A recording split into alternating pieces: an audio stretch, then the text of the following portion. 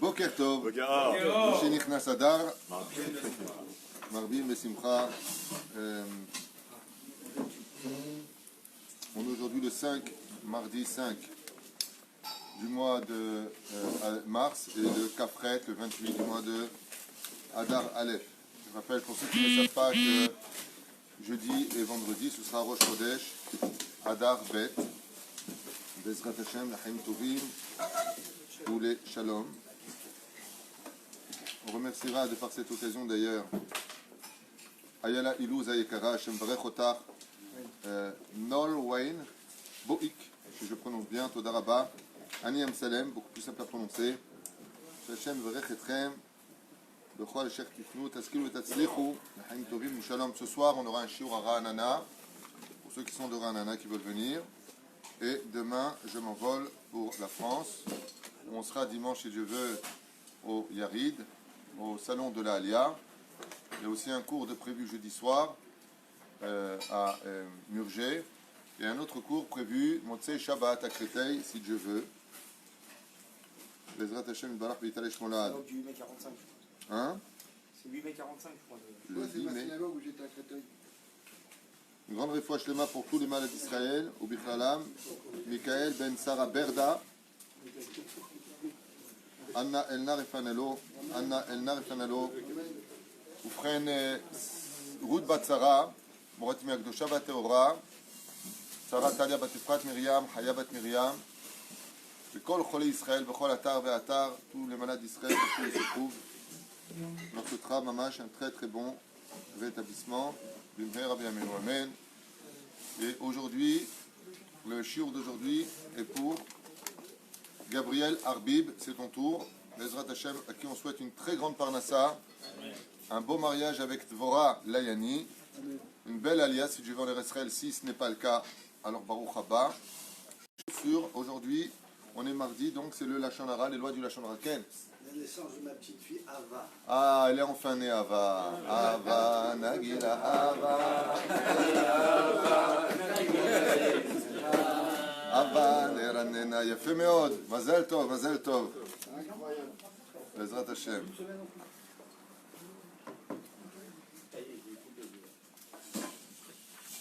Tov. On continue les lois sur le Lachon Hara. À mon retour, si Dieu veut, on commencera les lois sur la fête de Purim. לא להיכנס, תודה. כל הנזכר לאל.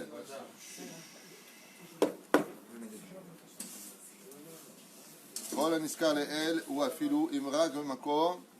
Alors on a vu ensemble, pour faire un récapitulatif, que toute parole qui est dite sur une personne à connotation péjorative, c'est-à-dire qui est dite ou qui est faite pour toucher l'autre, marquer l'autre, descendre l'autre, c'est du Lachon Hara Gamou. Il faut faire très très très attention quand surtout on parle dans des sociétés, il y a le patron des fois qui dit des choses, et c'est le patron, ou le rab de la Beth Knesset, des fois il dit des choses, ou le papa, des fois il dit des choses, et derrière il y a des messes basses. Ouais, de toute façon, lui il n'en veut qu'à ça, lui il veut que ça, tu vois pas le patron que c'est. Toutes ces paroles-là, c'est du pur Lachon Hara. Tu as des choses à dire. Ne viens pas commencer à créer des groupes comme l'a fait Korach. Aussi bien à la maison, dans le travail qu'à la Beth Knesset. Grâce à Dieu, on n'a pas ce problème. Mais il peut y arriver, j'ai entendu beaucoup de rabbinim qui vont parler de cela, il peut y arriver que dans les Beth Knesset, il y ait des groupes qui se forment. Qui critiquent le Rav, qui critiquent le ceci, qui critiquent le cela, des petits groupes, des poussières comme ça, de toute façon. Il faut savoir une chose, de faire ce genre de choses, de doulachem, non seulement c'est de l'hypocrisie, non seulement c'est du motzi shemra, ve'en kapara leze bederech klal. Même si le Rav, surtout quand il s'agit d'un Rav, il pardonne, tu as quelque chose à voir, tu viens voir le Rav t'explique. Tu n'es pas content, tu changes de synagogue. Aval, qu'il y ait des messes basses qui se disent, qui se font créer un groupe contre un autre groupe, comme on m'a expliqué dans une Beth Knesset à Dalet, qu'il y a des messes basses, et le Rav m'a posé la question, mais qu'est-ce que je fais? Il y a un groupe qui est en train de se faire, ça crée un piroud. De là, on sait que Korach n'est pas mort.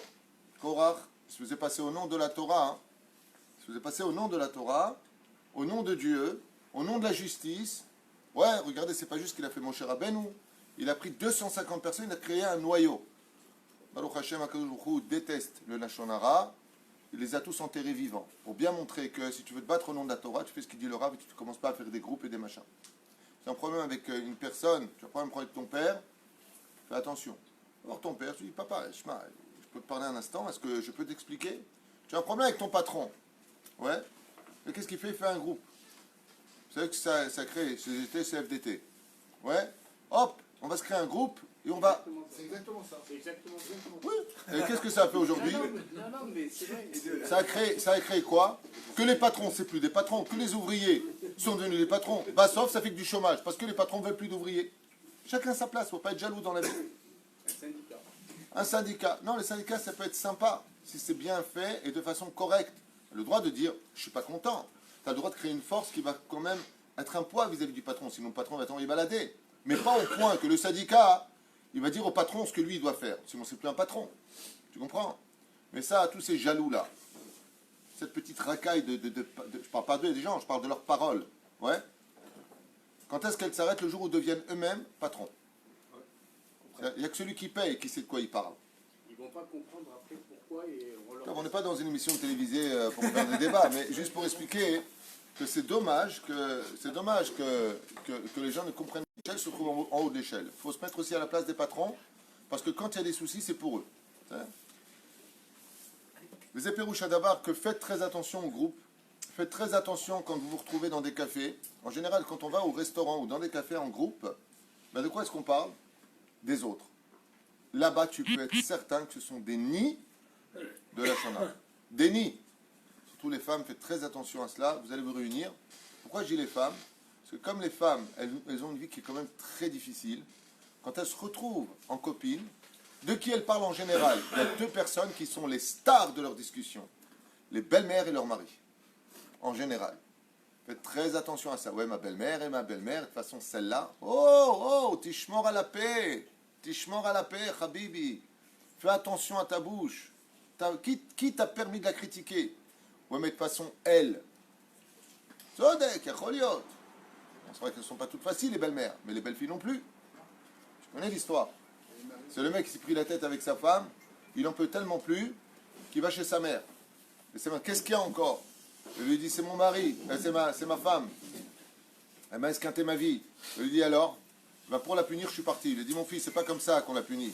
Tu veux qu'on la punisse, c'est moi qui viens dormir chez toi. Il y a des barim chez Adam, de faire très très attention. Et tu te réunis comme ça, tu commences à parler, ouais, de toute façon, cette synagogue, de toute façon, cela, bah, t'as un problème, viens parler. Peut-être que t'as raison, peut-être que t'as tort. Mais de créer des groupes, d'essayer de mettre la zizanie dans la tête des gens, dans les familles, dans les sociétés, dans une bête Knesset, dans la vie. Elou Raché Rechaim, c'est de la riche oud bedarga gvoa. On a fait Yoshua bin Nun. Il a fait l'un et l'autre. Comment ça s'appelle? Dans Be'alotecha, la paracha. Ce qu'elle a fait Myriam, elle n'a pas créé un groupe. Elle est partie voir une seule personne, son frère Aaron, les Shem Shamaim, pour parler de Moshe Rabbeinu. C'est bien ce qu'il a fait, le Rav. Comme ça, il fait. Qu'est-ce qu'il aurait dit à Koujoukou? Rechaim. Comment vous osez parler? La Shonara. Myriam. Alors qu'on doit toute la Géoula, Myriam. Qui c'est qui a préparé la Géoula d'Israël? Myriam. Qui a donné la naissance à Moshe? Myriam. Qui a donné le conseil à Amram de revenir vers Yocheved? Myriam. Qui a suivi Moshe dans les roseaux? Myriam. Qui a ramené la mer pour donner le lait? Myriam. Qui a veillé à l'éducation de Moshe Rabbeinu? Myriam. Elle dit un mot. Elle pourrait dire, oh, vous vous calmez. Vous me devez tout ce que vous êtes, c'est moi. Non, tout ce que tu as fait, on t'a donné le srout mina shamaim, kol hakavod, mais ne t'approprie pas des choses qui ne sont pas à toi, Habibi. Moshe, c'est pas ton jouet. Mais la reine, qu'est-ce qu'elle a dit? C'est ça normal que le Rav, il n'est pas marié. Tu vas voir Moshe, tu dis, Moshe, je peux savoir s'il te plaît pourquoi tu ne te remaries pas? Il t'aurait dit, Pachout, Dieu m'a interdit de me marier, c'est marqué noir sur blanc. Dans les Midrashim, il y a marqué noir sur blanc, comme Kadoujou lui a dit, c'est par toi de ta femme, qu'est-ce que tu veux? De quoi tu te mêles? De quoi tu te mêles? Vous savez d'où est-ce que ça vient, ça? Ça vient d'un problème, d'une anomalie. Les gens qui parlent dans les sociétés, à la maison, dans les synagogues, qui forment des groupes, c'est quoi d'après vous leur problème? Alors écoutez bien ce que je veux dire, comme ça vous allez gagner du temps au niveau de la psychologie. Ce sont des gens qui se sont inconsciemment, ou pire encore consciemment, appropriés les choses. Quand tu t'appropries quelque chose, donc tu n'es pas content, tu as l'impression qu'on t'a volé quelque chose. On t'a rien volé. On t'a rien volé. Vous pouvez donner un exemple? J'arrête pas de donner des exemples, tu m'inquiètes. Non, je veux bien comprendre. Ben, des exemples, par exemple, tu viens dans une bête à Knesset et tu vas aider dans cette synagogue. Tu vas être un torem, tu vas acheter des choses. Ouais. Et tu vas commencer une histoire. Mais résultat des courses, les gens, comme j'en ai souvent parlé dans mes shiurim, quand tu viens faire une terouma à une yeshiva, quand tu viens faire une terouma à une bête à Knesset, tu fais tes terouma et tu t'assois à ta place.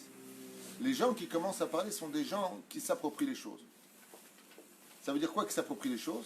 Quand est-ce que tu as mal? Je vais te donner un exemple. Si tu vois quelqu'un qui raye une voiture, ça te fait mal, tu as les boules. Tu dis, hey, pourquoi tu fais ça? Mais quand c'est ta voiture, tu hurles. Tu appelles le monde. Quand tu viens et que tu te sens touché par quelque chose, c'est parce que tu t'appropries quelque part la chose. Alors que la chose, elle appartient à une hiérarchie, à un système, à une vie, à une amouta ou à un père ou un patron de société. Quand je prends l'histoire de la synagogue, c'est parce qu'on est dans une synagogue. Je peux prendre des exemples sur tous les domaines. Et la crainte fait le rouge là-bas. C'est là. Qu'est-ce qu'il y a? Il y a un problème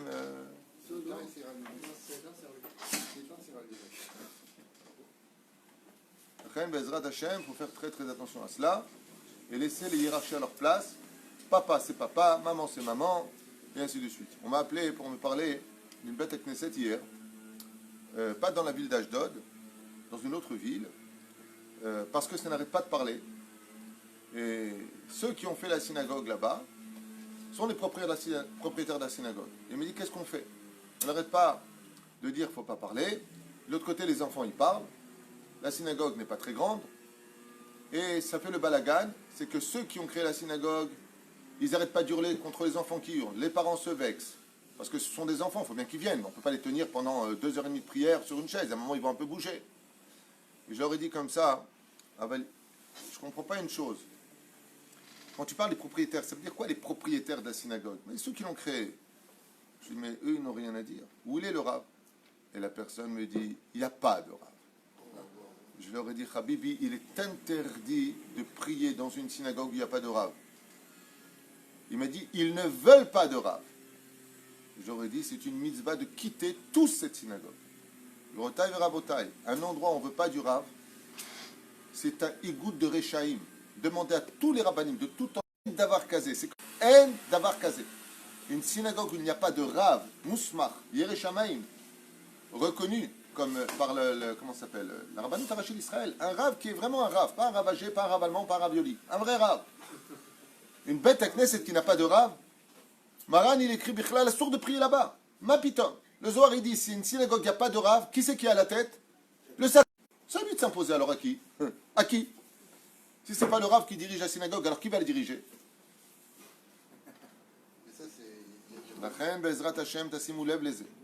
Aujourd'hui, il y a une magefa où il y a énormément de bêtes à Knessiot où il n'y a pas de rav dedans. Énormément. À Natania, à Hadera, à Jérusalem, ici à Ashdod, Blisso. Il y a plein de synagogues où il n'y a pas de rav. Et t'as les Gabaïm, ils font la mafia là-bas. Ma putain, Shem Ishmor. Il y a une bête à Knesset, je ne sais pas son nom, c'est mieux, à Dalet. Juste à Dalet.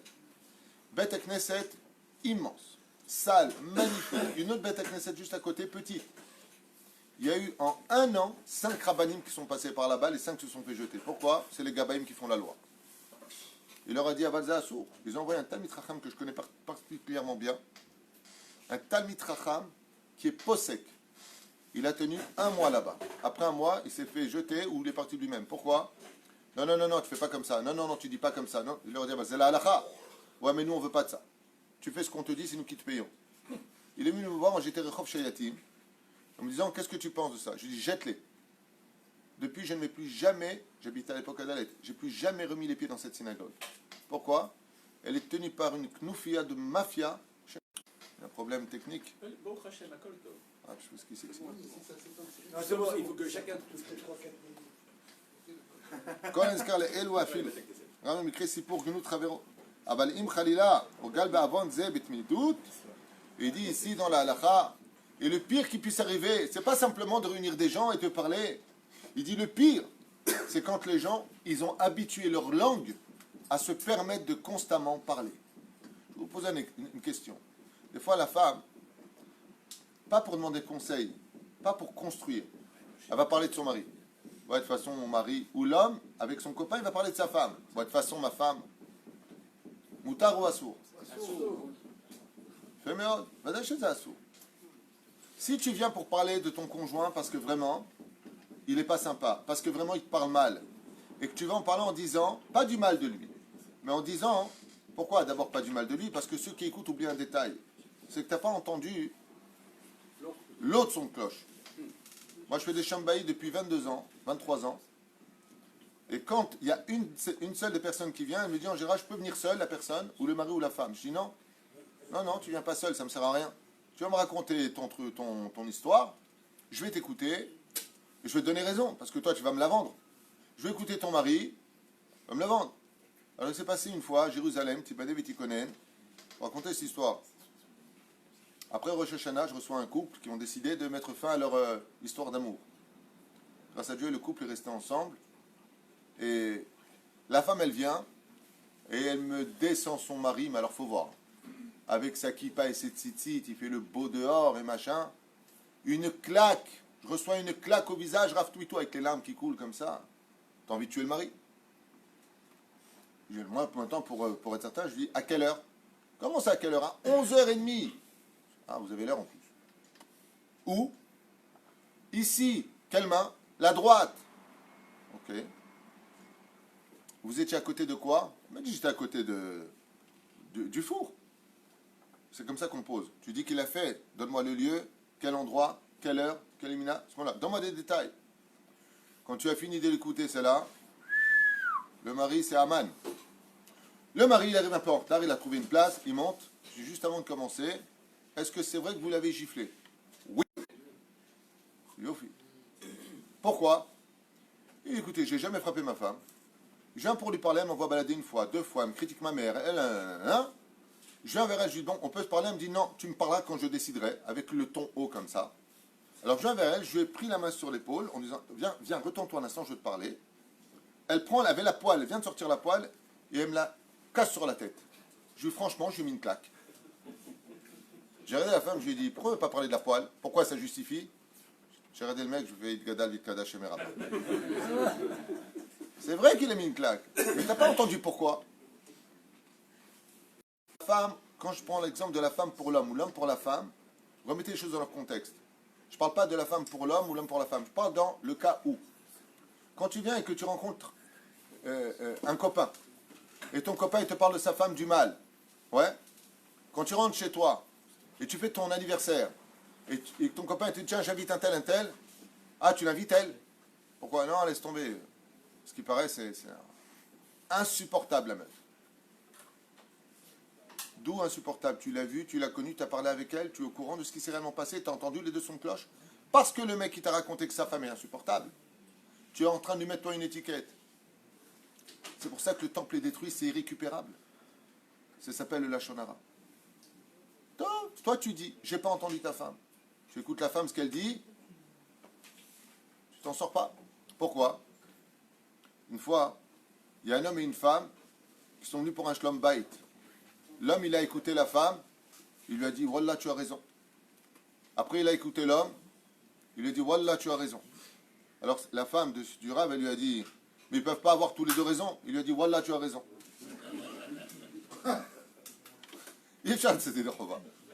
Quand tu écoutes les deux sons de cloche, quand tu ressors de la discussion, il faut après Da'at Torah. C'est pas suffisant simplement d'écouter, il faut faire très attention.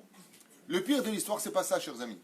C'est que des fois, la femme ou l'homme, elle va commencer à déblatérer. Mon mari, c'est pas faire l'amour, des choses intimes, attention. Et mon mari, de toute façon, c'est un tossi. Et mon mari, de toute façon, c'est un kamsa. On a décidé de divorcer. Oh là là, la pauvre. Oh là là, le pauvre. L'homme est chané. Maintenant, quelques jours sont passés. Le mari vient avec une bague ou une fleur. C'est-à-dire, il le donne à sa femme, ils vont au restaurant, ils parlent entre eux. Ça y est, l'amour surgit. Ils retournent ensemble. Pendant que eux, ils font l'amour, tout le quartier, il parle de cette ordure qu'est le mari ou de cette ordure qu'est la femme. Parce que le lachon hara, lui, il ne s'arrête pas. Pour eux, ils ne sont pas au courant, vous êtes arrangés. La chen tizaharu. Il y a un très beau proverbe qui dit le linge sale se lave en famille. Quand tu as des problèmes, tu n'as pas le droit de raconter et de le faire savoir à tout le monde. Ça regarde personne. Si tu veux de l'aide, va voir des gens compétents entre quatre murs dans ce qu'on appelle secret professionnel. Parce que quand tu vas voir un rave et que tu dis bah sauf ça s'est arrangé, le rave, il est sa mère. Mais les gens, ils sont friands de Dallas, Dynastie, Gloire et Beauté ou je sais pas quoi.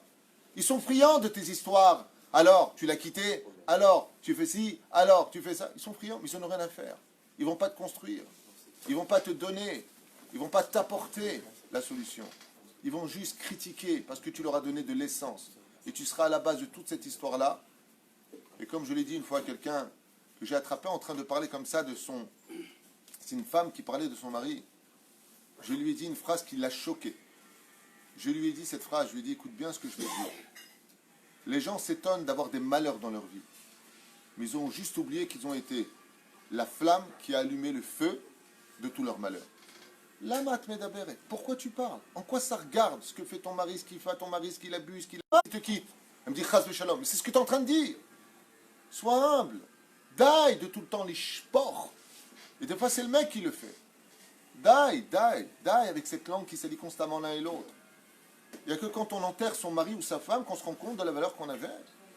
Il n'y a que quand l'autre il te quitte du jour au lendemain que tu te rends compte de la valeur que tu avais entre les mains parce que tu l'as critiqué.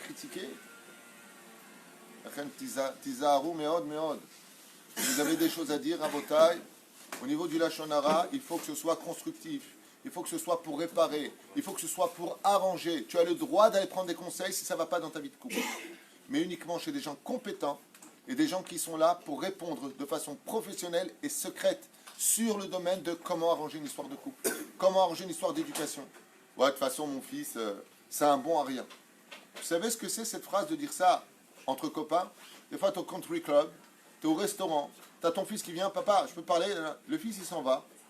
Alors, ça va avec ton fils? Ouais, il est nul à l'école, il est ceci, il est cela, j'aime pas ses fréquentations. Tov, que Dieu le garde, avec Be'ezrat Hashem en plus pour bien couronner la bêtise humaine. Ouais. Comme Shabbat, je suis parti à Tetvav avec mon épouse, que Dieu la bénisse. Il y a un mec qui nous croise avec le téléphone, il dit ouais, si Be'ezrat Hashem, pendant Shabbat Kodesh, Be'ezrat Hashem. Je trouve ça magnifique. Même dans la bêtise humaine, il y a toujours Dieu. Baruch Hashem. Aval, est-ce qu'on a le droit de dire mon fils est un naze, mon fils c'est un bon à rien? Vous savez c'est quoi cette avéra-là? Toi, tu n'as pas pitié pour ton propre fils, tu lui fais un mauvais nom. À qui tu parles? À qui tu parles? Résultat, quand le fils de celui à qui tu as dit ton fils c'est un naze, il te dit je vais avec le fils de ton copain, qu'est-ce qu'il te dit? Non, fréquente pas celui-là, c'est un naze. Tu as mis une étiquette. Tu lui as mis une étiquette. Arrêtons cette épidémie sous prétexte qu'on aime l'autre. Pourquoi tu dis ça? Moi, je l'aime pas. Pourquoi j'aime pas mon fils? J'aime pas ma fille? Qui t'a donné le droit de parler?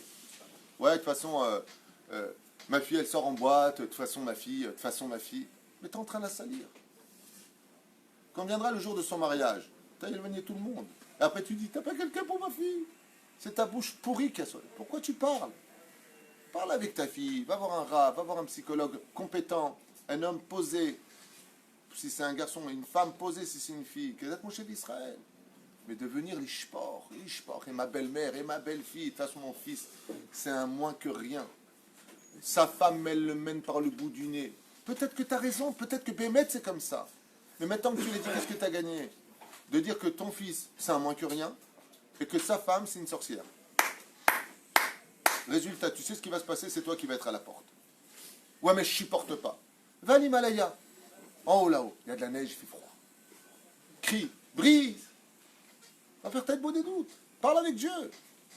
Mais de salir les gens, résultat des courses, tu tomberas toujours dans le piège que toi-même, ta langue a creusé, tellement elle a parlé avec une mauvaise salive.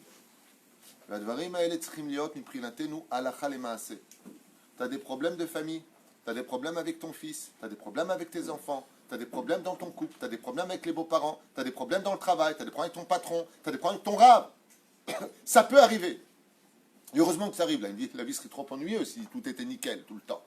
Mais à une condition. Que quand tu l'ouvres, c'est pas pour séparer, c'est pour construire et réunir. Si c'est dans ce cas que tu fais du Lachon Hara, c'est plus du Lachon Hara, c'est du Lachon Toelet. C'est une langue qui construit, ce n'est pas une langue qui détruit. Il raconte que les Avrachim sont arrivés, que nous puissions avec l'aide d'Hachem faire une grande teshuva en l'honneur de Purim dans ce domaine. Qu'on puisse Bezrat Hachem garder notre langage. Quand des fois dans la communauté on vient me dire, tu sais, lui il a fait comme ça et comme ça. Je dis, Ani Rotseladat, pourquoi tu m'en parles? Quel intérêt tu as à m'en parler? Qu'est-ce que tu y gagnes de me le dire toi personnellement? Tu es jaloux, tu as un problème? Il a acheté, il n'a pas acheté, il a fait, il n'a pas fait, il aurait dû faire comme ça. De quoi tu te mêles? Non, je voulais simplement vous dire ça pour que vous le sachiez. Je dis, moi, j'ai rien gagné à le savoir. Si tu me le dis pour que j'arrange les choses, si tu sais que je peux les arranger parce qu'il y a un danger que tu as vu et que lui, il ne peut en parler, Bevakasha. Mais si c'est Stam pour venir me raconter des poussières de la Shonara ou du Lachonara ou du Motzi Shemra, alors sachez que nous ne sommes pas des concierges et encore moins des gens qui vont en général. Vous savez qu'il y a deux métiers qui sont des nids de la Shonara, esthéticienne et coiffeur. D'ailleurs, quand tu cherches un appartement ou du travail, il y en a même trois, les épiciers. Ils sont au courant de tout ce qui se passe.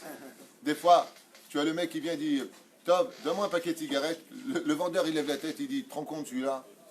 Il est trompé par sa femme tous les jours, il ne le sait même pas. Tiens, prends tes cigarettes. Si tu savais ce que te fait ta femme, ouais, c'est des joints que tu fumerais. Lama, métabrim. Personne ne va chez l'esthéticienne. Ouais, de toute façon, mon mari, il est impuissant. L'âme, qui ça regarde? Il prend un traitement. Pourquoi tu racontes ça? Parce que si tu regardes l'autre, tu dis comme 30 compte celui-là, tu te fais des idées. Et tout ça, le retail et rabotail, c'est plus grave que de faire l'avodazara. Que de tuer, c'est plus grave que l'avodazara, que de tuer et que l'inceste.